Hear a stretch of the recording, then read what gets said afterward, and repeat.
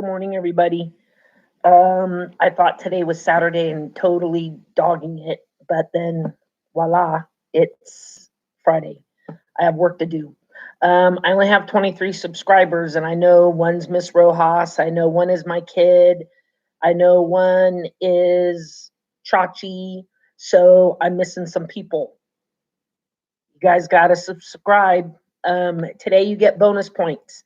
Last night I had to work at the restaurant and I was reading the chapter that I'm going to be reading to you today.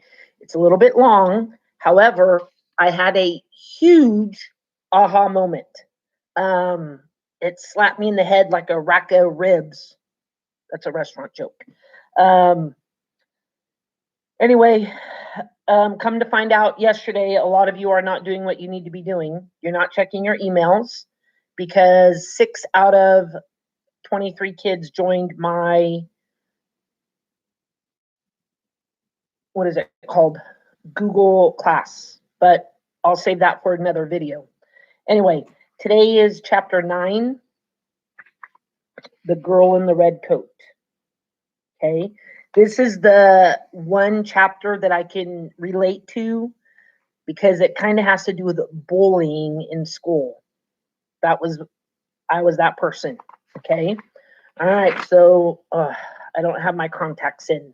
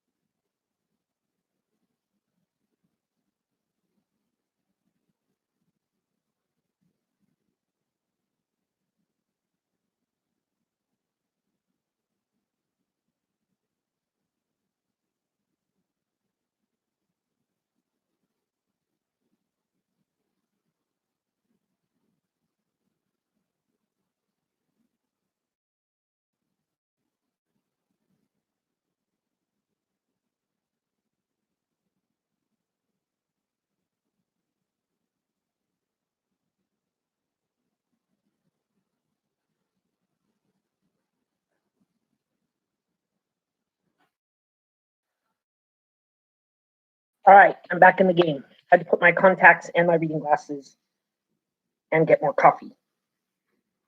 All right, here we go. So this, remember, Amelia is reading today. Amelia is the girl sitting to Jack's other side. Did you see that? Charlie is talking to me and pointing over to the green wire fence at the far end of the playground.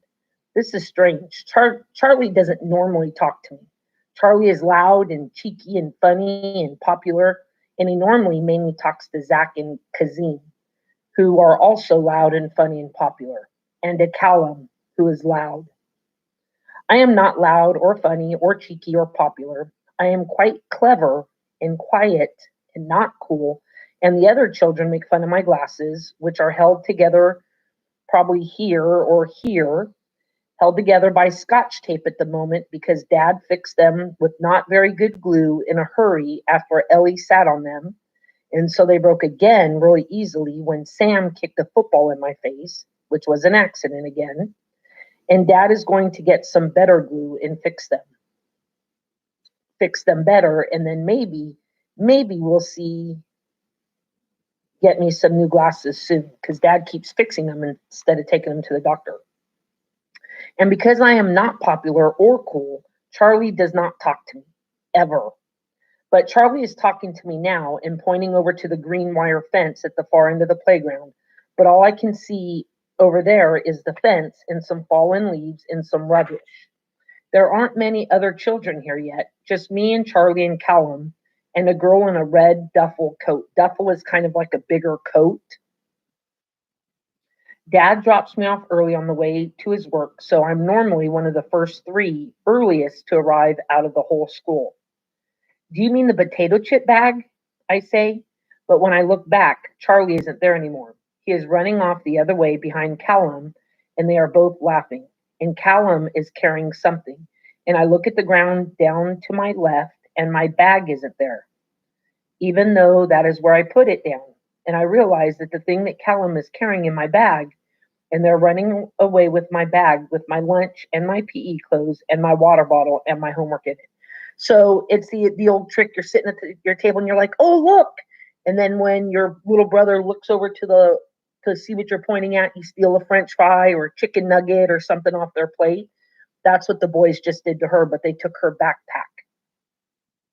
Hey, I run after them. I'm quite good at running and I'm not carrying any bags. And Charlie is carrying a bag and Callum is carrying two bags, including mine. So I catch up with them. Hey, give it back. I am in front of Charlie and behind Callum. And before I catch up to Callum, he turns around and throws my bag over my head.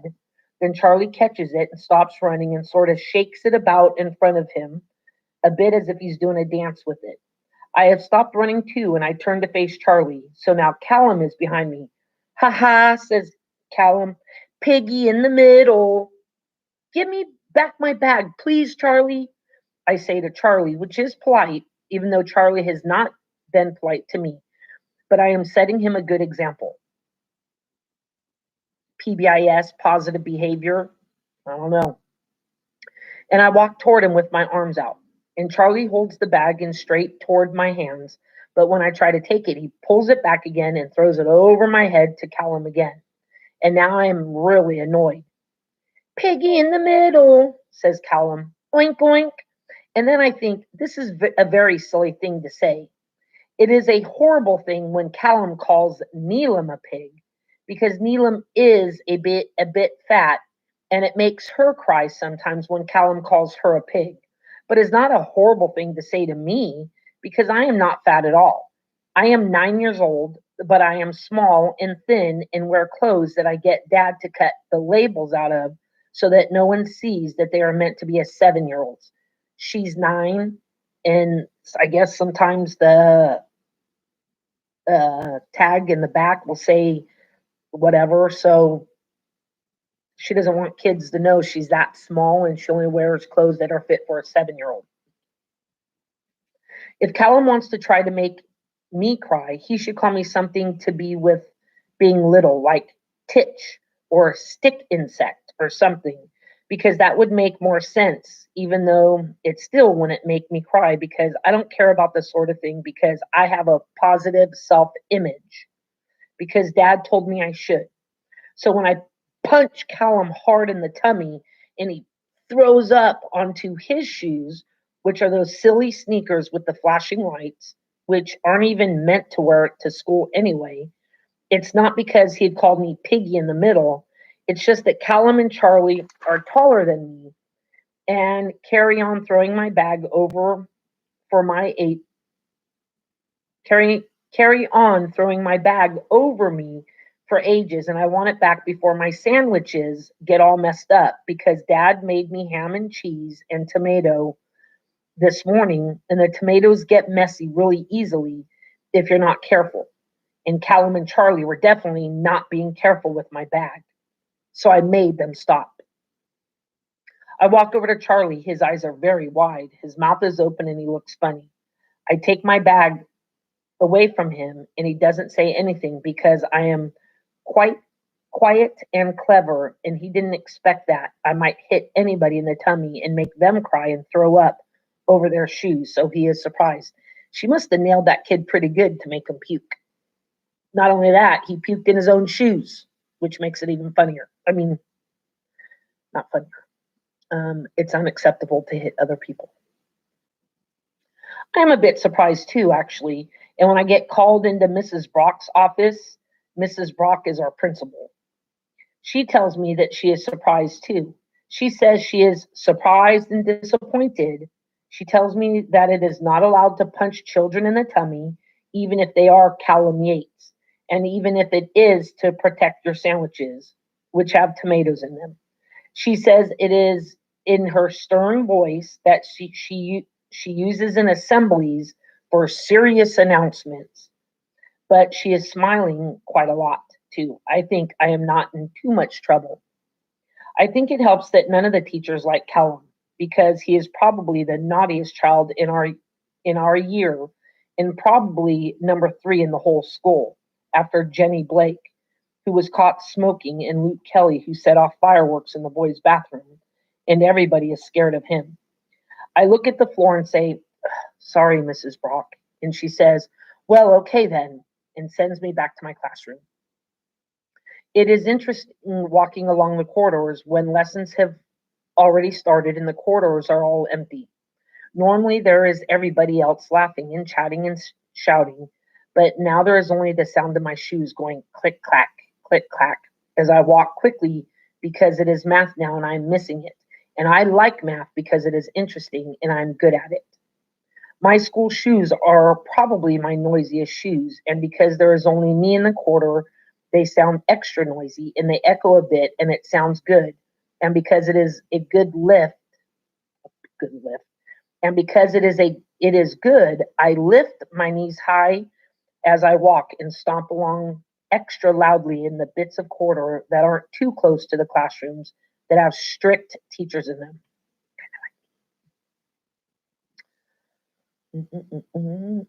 My teacher is Miss Koshla, and she is nice because she is only 3.5 out of 10 strict. So I am quite loud in the last bit of the corridor up to quite close to her door. Then I walk along the last bit normally. Now that I'm outside the door, I think that it is not a clever thing to punch the naughtiest boy of the year in the tummy because he'll probably want to do revenge on me. Payback. Abby told me that Callum made her eat a spider once, and that was for no reason, not because he was doing revenge on her. So I'm a bit worried now, and I just stand still outside the door for a little bit. And then I hear somebody else's noisy shoes somewhere. And so I know that somebody else must be out of class too.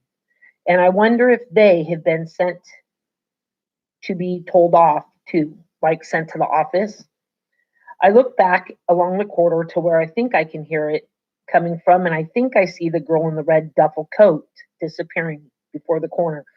The red duffel coat was the girl that was outside. I wonder if she is new to school because I don't think I've ever seen her before today. And now I can't hear her noisy shoes anymore. But I have forgotten about thinking about Callum and revenge. So I turn the door handle and go into the classroom. When I go in, all the other children go ooh, like they always do when somebody has been to see Mrs. Brock. Only Callum doesn't join in. And Miss Koshla says, "Settle down, class," and tells me to sit down. And I sit down in my usual place between Nadia and Imran. And Nadia is trying really hard not to giggle. And Imran puts his hands in front of his face like he's going, "Don't hit me," and pretending to be really scared of me. And I think about kicking him under the table just a little bit, but I decide not to. And then we're doing math, which I like because I'm good at it. But today I pretend not to be quite so good at it because everybody thinks I'm strange and too clever. I have that problem all the time. Too clever. I help Nadia when she gets stuck, but I don't put my hand up too much when Miss Koshla asks the class questions. And I don't look over at Callum's table hardly at all. So if he is looking at me all scary, I don't see it. And so it's okay. At morning break, it is raining. Rainy day schedule, which means we stay inside. Nadia and Kirsten play single moms. Single moms, that's kind of a weird game. And ask me if I want to play, and I can be Kristen's baby, Tyrone, if I want. But I say, no, thank you, because I want to read the rainy day comic books. I get one from the box and I go and sit with my back to the window, quite near Miss Koshla's desk when she is doing some marking and drinking tea from her thermos flask. Because then if Callum tries to do revenge, he can't sneak up behind me and Miss Koshla will see. I like to play hopscotch or skipping in normal breaks because of the counting and songs, or I like to be alone and pretend things. But on rainy day breaks, I like to read comics. There is a big box of them, and they are very old, which means they have more words and pictures on the pages and hardly any colors. But the one I'm reading is a little bit annoying. I think the comics must have been given to the summer festival by somebody's grandma or something, and then the ones that didn't get sold ended up here. And all of the stories are in lots of episodes, but most times the comics with the extra episode isn't there. So I just have to read the next one. I can find and try to guess what happens in between. So, like a series like one, two, three, five, six, seven, it's missing one. So she has to skip that one. So she tries to make up her own, like, well, what happened from three to five? So she gets to make up her in her own mind what she thinks happened in book four to lead into book five. I don't mind too much normally, but this time I realize this comic comes between two that I've already read before, and now all the things are happening in the story about the girls in the spooky school are different to everything I made up, and it's making me a bit annoyed. Partly because some of it isn't as good as what I made up, and partly because I'm angry that the comics were in the box in the wrong order, even though I spent ages last week sorting them out. I put down the comic and scowl at Charlie because I decided it might be his fault. And he looks at me a bit funny. Only he's not quite looking at me. He's sort of looking over my shoulder. So I look around and there's someone outside the window. It's a girl, but she's facing away from me. And the window is quite high. So I look, so I can only see the back of her head. Sadie's like staring at me, like, what are you doing? Like, why are you moving your hands? Hi, Mama. Her hair, so I can only see the back of her head. Her hair is straight and shiny and ginger, like a reddish color. I wonder why she's outside in the rain, but then a ball of wadded up paper bounces off my head, and Miss Koshla doesn't even notice because she's looking at her cell phone. And I turn to make a face at Charlie for throwing it, and then when I turn back around, the girl is gone. Then Miss Koshla puts her phone away and blows her nose and says break is over and it's time for the spelling test. And I get 9 out of 10 because I deliberately get population wrong. Normally, I look forward to lunchtime, but today I don't look forward to lunchtime. I don't look forward to it because the rain has stopped now, so we have to go outside. And I think that Callum will try to do revenge on me. It's only Mrs. Fleet on duty on this playground today, and it's easy to get away with things when it's Mrs. Fleet because she only gets a 1 out of 10 on the strict meter. And I think my sandwiches might be soggy. Remember the boys were throwing her lunch, which was in our backpack, and she was worried about the tomatoes. When the bell goes, I go and get my lunchbox and open it and look inside, and I can see that my sandwiches are soggy. And because I was right about that, I think I'm probably right about Callum too. So I go and stand near Mrs. Fleet to eat my lunch, but she keeps moving about, and it's hard to eat my lunch with only one hand because I'm holding my lunchbox with the other. And all the sandwiches are wrapped in plastic wrap because that's the way I like them, so that even when they get squished, I don't get squishy tomatoes on everything else. I really need both hands to unwrap the plastic wrap, so I stop trying to follow Mrs. Fleet around and I sit on the bench by the office and just try to eat my lunch as fast as I can while Callum and Charlie are busy telling jokes from TV to Fareed from the next year up. So the boys are occupied. So she's going to sit and try to eat her lunch super fast. I try to keep my eyes on them, but I drop some tomato on my cookies. Dad gave me cookies today because it is a Wednesday, and Wednesdays are cookie days, and Mondays and Fridays are too, and Tuesday and Thursdays are healthy choice days.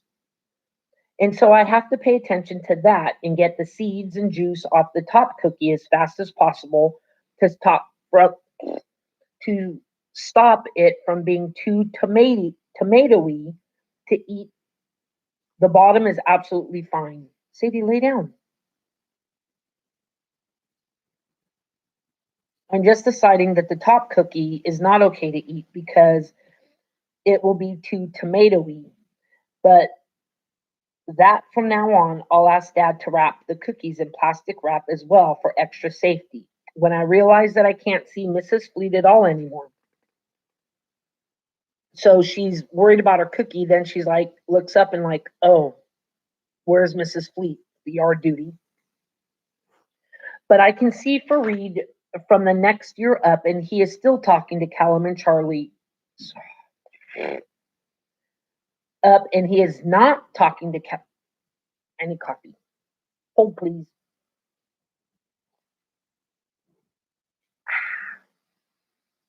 All right. So I look up, and he is not talking to Callum and Charlie anymore. Where have they gone? And what's that smell? I look down at the ground to my right and see Callum's sneakers with that stupid twinkly lights. Your shoes smell like vomit, I say. Shut up, says Callum. And because his mouth is all twisted up, a little bit of spit comes out when he says it and lands on the stain on his shoes. Maybe it will wash off a bit.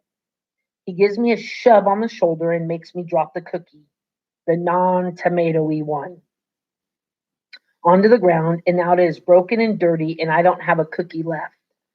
Hey, I say, but it doesn't sound as brave as I want it to. Callum hunches up his shoulders and screws up his fist in his face. I'm going to get you, he says. No, you're not, says somebody else. I look up and it's a girl I don't recognize. At least I think I haven't seen her at school before, but she does look a bit familiar. She's wearing the old school uniform that they used to have here ages ago, but that they made optional. Optional means you only wear it if you have crazy parents who want you to be bullied. At least this is what Dad told me when I asked if I could have one. You know, El Capitan used to have uniforms years ago. She is also wearing a red duffel coat, so I realized that this is the girl who was here earlier.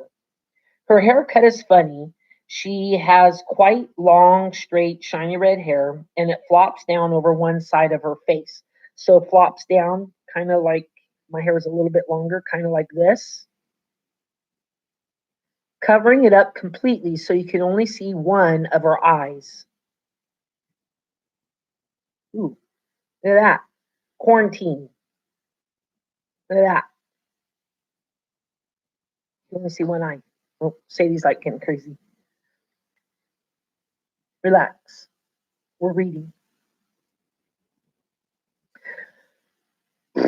So you only see one of her eyes. She is not as tall as Callum, and she is quite skinny looking, but there is something odd about her, and her head is tilted down so that the one eye that you can see is looking up through her eyebrow, and her body is all sort of stiff and tense that makes her look a bit scary, even though she is only little. You can tell Callum thinks she looks scary, but he is trying not to let it show.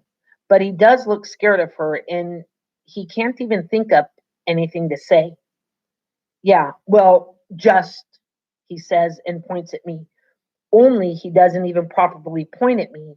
He sticks out a finger, but he sort of waves it roughly in my direction, like he's scared that if he actually properly aims at me, he'll get in trouble with the red duffel coat girl.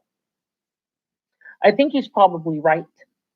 He mumbles something and flicks his eyes my way really quickly one last time, but he's already shuffling away.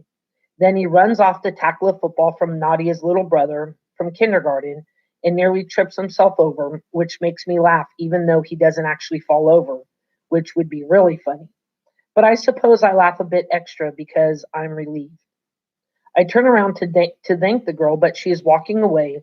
And seeing her head from behind, I realize that as well as being the girl who was here earlier, She is also the girl who was outside the window at break time. I shout after her, but she doesn't look back. Then she turns a corner, and I think about running after her, but I don't run after her because I'm still picking up my lunch. I eat the tomatoey cookie after all. It is a bit peculiar, but it is okay. In the afternoon, we have science, which I like, and PE, which I don't like unless it is running. And today it is not running. It is indoor exercise, and that is quite bad. At home time, Auntie Anne meets me at school, and we walk home, and it is not raining.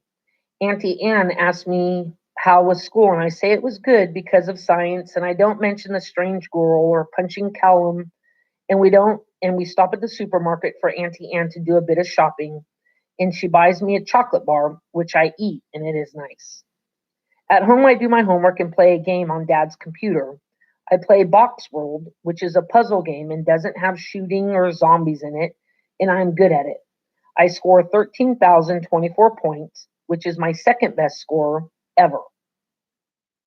But um, my best score came when I played a whole Saturday when the babysitter, who we don't have anymore, looked after me and didn't stop me, and my eyes and my head went a bit funny. Then Dad gets home from work and we have dinner, which is sausage with onion gravy and mashed potatoes and peas, which is my third favorite dinner. And Auntie Anne stays and eats with us and then goes home. While we are watching TV, I draw on my special notebook with a good felt tip pen that I got for my birthday. I draw a police lady because there is a police lady in the program, and I draw Dad and I draw a cat eating a fish, but I get the mouth a bit wrong. Then I turn the page and I draw the girl in the red duffel coat. I concentrate really hard. I remember the way her hair was. I try to get that right. And I do her uniform and her coat, and it all comes out looking quite good. In fact, it's probably one of my top 10 best drawings that I've ever done, and I'm really pleased. I'm just finishing coloring it in her coat when the man who had done the bad thing at the start of the program on TV is caught by the police lady, and the story finishes. Dad says, "Right then, monster, you should really be in bed by now, you know." I say, "Can I just finish?" And then I make a funny squeaky yelping noise because Dad has dropped his not quite finished mug of tea, and it is spilled on the carpet. And even though the mug has not smashed into smithereens, it is still a big surprise.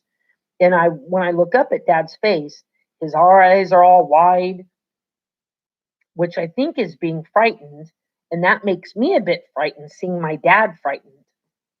Then, when he sees me being frightened, Dad takes his face into a different shape. I think because he doesn't want to worry about me. He worries a lot about me not wanting to worry, but really, I don't worry much anyway. "Oopsie a daisy," said Dad in a not quite right jolly voice, and he smiles at me with his not quite right smile. "I'd better get a cloth." And he goes to the kitchen and gets a damp cloth and he kneels on the floor, mopping up a little bit of tea he spilled. I don't say anything and I stay on the sofa, pretending to watch the ads on TV, but glancing at Dad sometimes and at my drawing sometimes and thinking about what just happened. It is like a puzzle. I like puzzles mostly, except when I can't work them out and they make my head feel funny. And I think this might be one of those times. "There we go," says Dad, looking up from the wet patch on the carpet. "I think that'll be okay once it dries." Then he looks at me, and I realize I'm looking at him with a funny, frowny face and thinking about the puzzle, and it puts him off from acting like nothing ever happened. "Sorry, darling," he says. "Your drawing reminded me of something. Something not very nice. It just gave me a bit of a shock, that's all. It's a very good drawing, though. I like her red coat." And he smiles at me again, but it is still not a very good one. "Who does she remind you of, Daddy?" I say. Normally I call him Dad. Dad. When I want something, I call him Daddy because that works better. I look straight into his eyes with my eyes open really wide and I keep my mouth tightly closed. Dad's eyes are blinking and he looks like he He looks in lots of different directions, but not really at me. A girl named Karen, darling. Karen Hockney.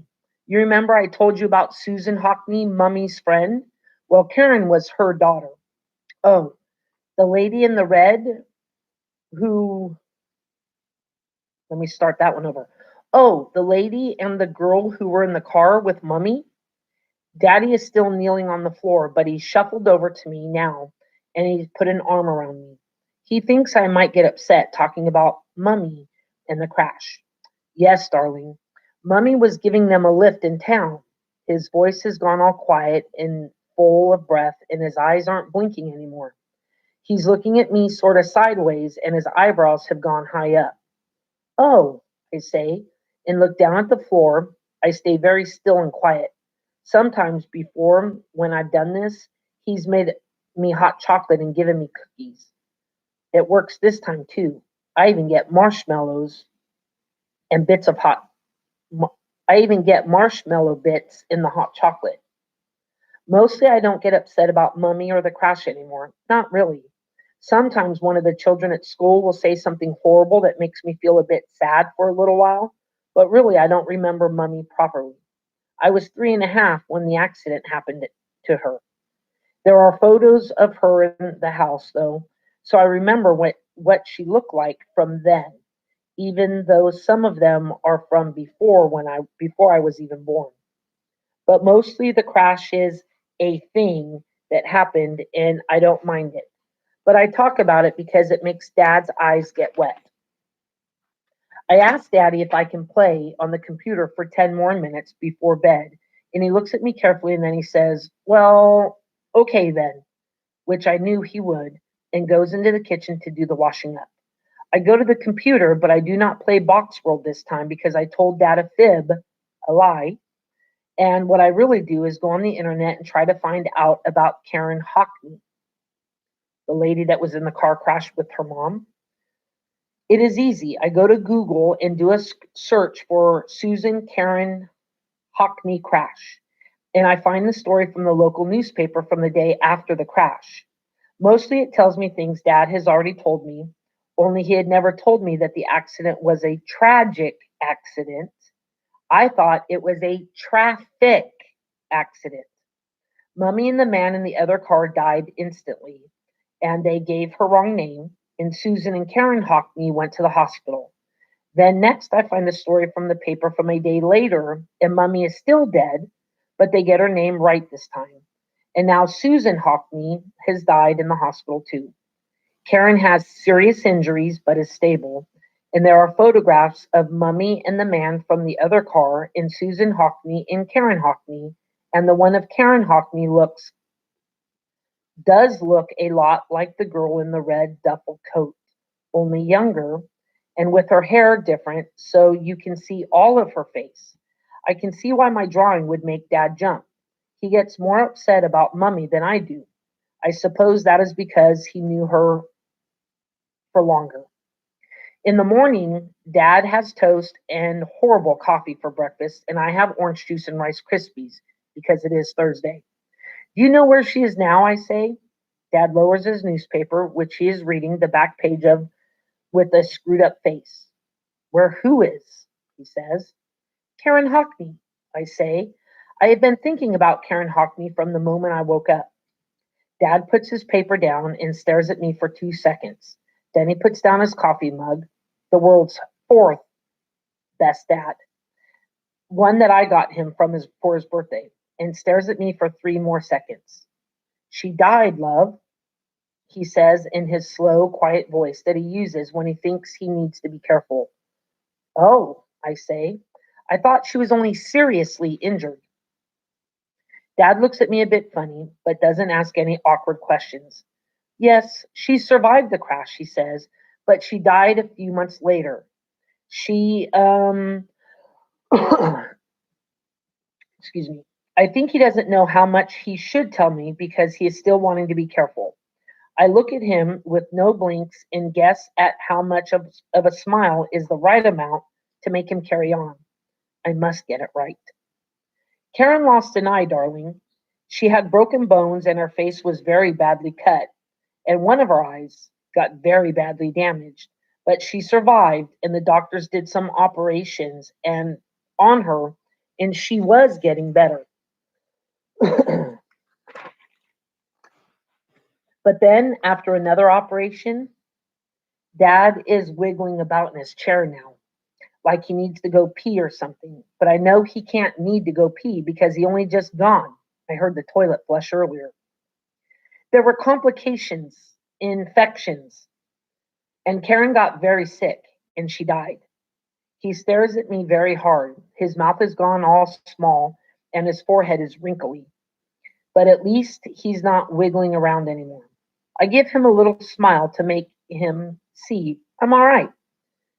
How old was she when she died? Let's see. She was about a year older than you are now when the crash happened. Dad swallows really loudly, even though he hasn't touched his toast or coffee in ages. And she died about a year after that. Yes. So she would have been 11, I think. Hold, please.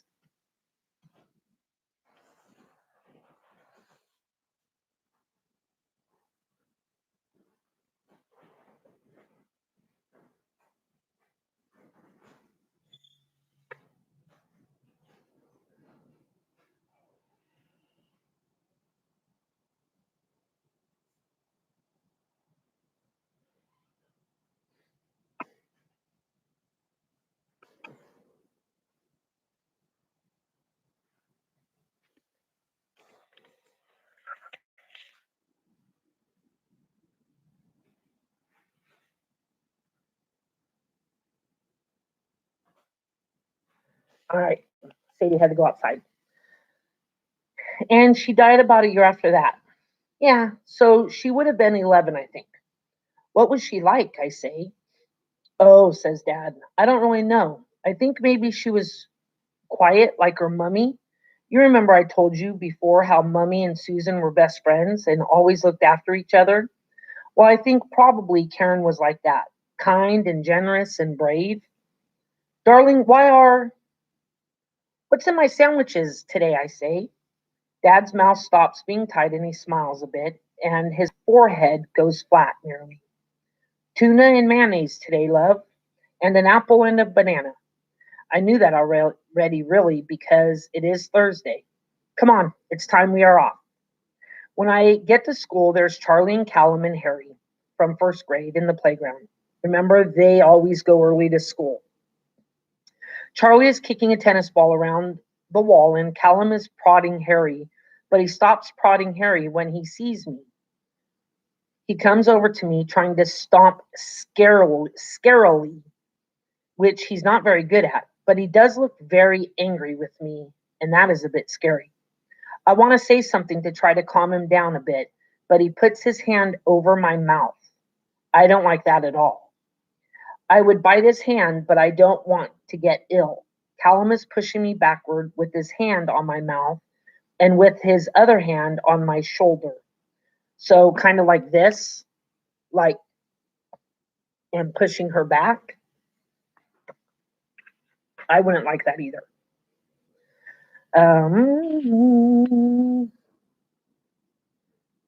Where are we at here? Pushing me back with his hand on my mouth and with his other hand on my shoulder.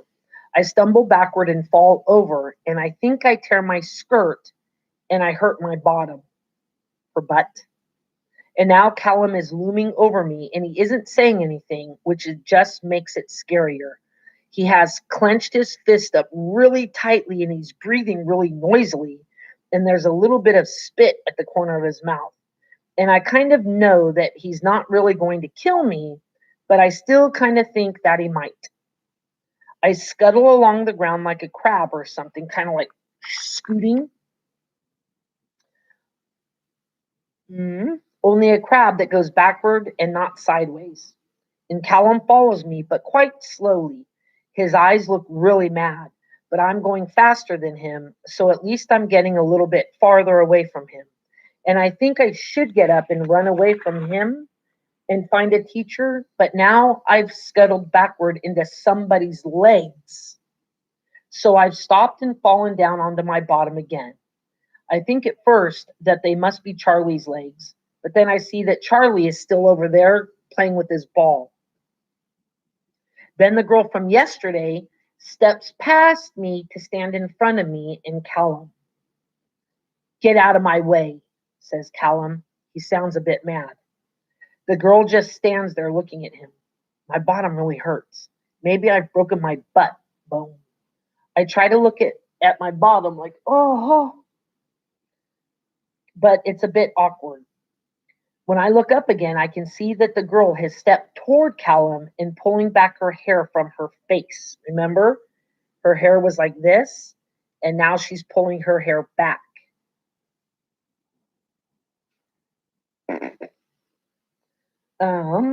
And pulled her hair back from her face, and Callum has gone white, and his eyes are very wide open. I think probably this is because of how the girl's face looks, because of what the complications and infection must have done to it.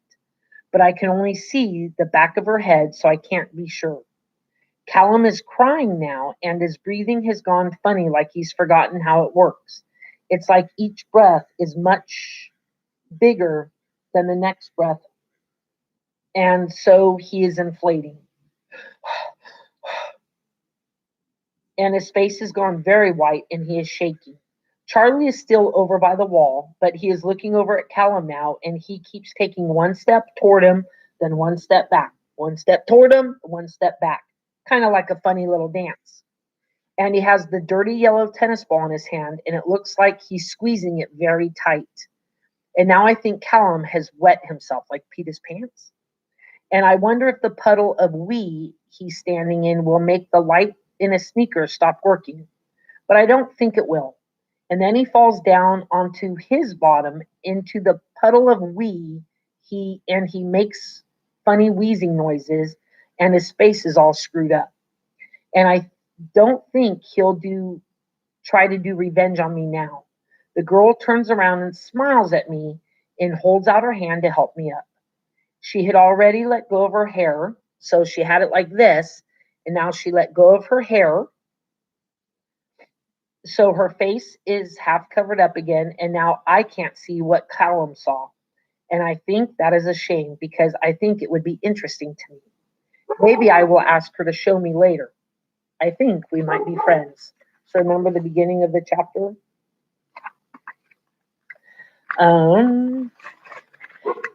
Here is where I had my aha moment about reading and kind of tied everything together and say, now, took me 9 chapters, but now I finally think I understand the circle table and everybody blowing out their candle and scooting back. Amelia rocks gently from side to side. So now I'm at the italics reading. So now we're at the back at the circle table. Amelia is rocking gently from side to side, humming to herself. She pays no attention to the reaction of the others to her story. Instead, she focuses on her candle flame, staring at it with her head cocked to one side, kind of like sideways. Excuse me. Jack looks at her, this odd little girl, and thinks about her story, something that had actually happened to her. But then she is young. It's sort of a thing a kid would say to try to make a ghost story scarier. But Jack's too old for that kind of nonsense. He's seen right through it. What is scaring him, though, is how few people there are left to tell the story. So if you miss what he just said, because remember, Amelia said this had happened to her. And now she is sitting at the table. And when she's done with her story, Mr. Osterly is going to ask her to blow out her candle. So finally, in my head, all these people are dead. And what they're telling their story about how they died. That's why I was like, oh my God, I finally get it. Remember, I hated the story. Now I like the story because it makes sense. Thank goodness. What is scaring him, though, is how far few people there are left to tell a story and how he still hasn't thought of anything for his turn. So, Jack, it hasn't clicked in Jack's head yet about why these people are together. Because he's like, well, what kind of ghost story am I going to have? Hello? Ah, maybe it'll be all right, he tells himself. He'll think of something when the time comes. He's like the he's like this with his English homework assignments too. He always leaves it to the last minute, but he comes up with something in the end. And it usually works out okay. Usually. That was wonderful, says Frances Crane, just a little too enthusiastically, her eyes shining in the candlelight. Really wonderful. Thank you very much, says Amelia in her dead tone, without looking up from the flame. Amelia, says Mr. Osterley. Huh? Mr. Osterley indicates Amelia's candle with first a small hand gesture and then a more expansive one. Amelia fails to respond to either of them. Then Mr. Osterley coughs a small, controlled but perfectly clear cough that likewise has no effect. Amelia, dear, says Frances, and Amelia's attention flickers briefly in her direction. Blow out the candle, will you please, hun? Oh, yes, Kay, sorry. After one last lingering look into the dancing flame, Amelia blows out with a short, sharp breath and then scrapes her chair awkwardly away from the table. Thank you, Miss Crane, says the pale man. Thank you, Amelia. 5 candles left. Jack looks over at those others remaining seated at the table, 4 of them all in a line, more or less opposite Jack. Ragged Mr. Fowler, pale Mr. Osterley, cold and silent Mr. Randolph, and Frances Crane with laugh lines on her face and scars on her wrist, and Jack by himself behind his own lonely candle. And it's hard not to imagine that they're all watching him now, their faces eerie in the candlelight, staring at him. Mr. Osterley raises a hand from its place on the table and turns it slowly at the wrist, his fingers splaying in the index finger stretching and pointing, pointing straight at Jack. His heart lurches, but Mr. Osterley's hand continues to turn and his finger moves on, now vaguely indicating the finger on his right hand side.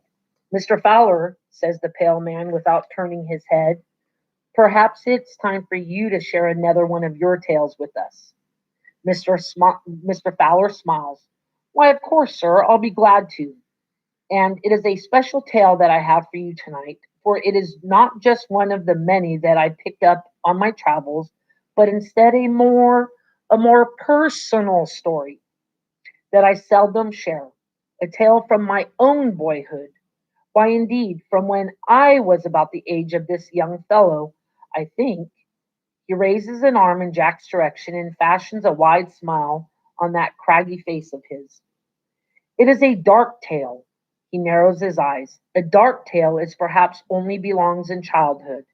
He seems now to be speaking only to Jack, his rich, cracked voice mesmerizing, and is a tale within a tale. Mr. Fowler's candlelit face seems to Jack to be floating in the darkness. It is all that he can see. Darkness inside darkness, says Mr. Fowler. Then he begins. Sorry it's so long today, you guys, but I really think it'll be worth it. Have a good Friday. Have a good weekend. Peace.